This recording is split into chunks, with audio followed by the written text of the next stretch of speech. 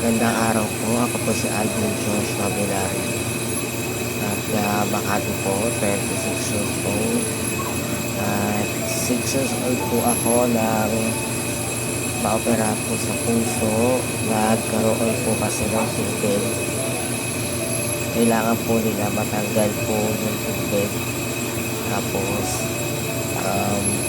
after po nun, nagka-komplikasyon na po. Namina na po yung buong katawan ko. Hanggang sa hindi na po ako makatayo, makalakad, at nang tumagal kahit po makaupo, hindi ko na po pagawa. At ayun po talagang nakaibagan lang po ako. At hindi ko na po kaya umupo o kahit makatayo. Hindi ko rin po kaya itaas yung mga kamay ko at yung paa ko.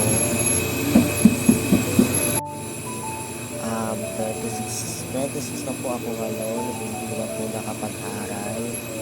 At sa sobrang hirap po ng buhay araw-araw, natuto po ako kung hindi na tulong sa ibang tao, sa Facebook, na kahit pangkain lang sa araw na ngayon magkaroon po kami. Minsan po meron, minsan wala po. Madalas nga po puro panghusga ng mga tao yung mas naibibigay nila sa akin po. At masakit po yun, mahusgahan po. Pero kailangan po gawin para mabuhay. At yun po, kahit mahirap, kaya naman po.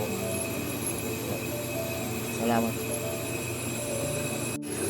Kaya sana po matulungan niyo po ako, kahit anong tulong lang po, kahit pangkain lang po, kahit ano pong maitutulong niyo, tatanggapin ko po. At maraming salamat po.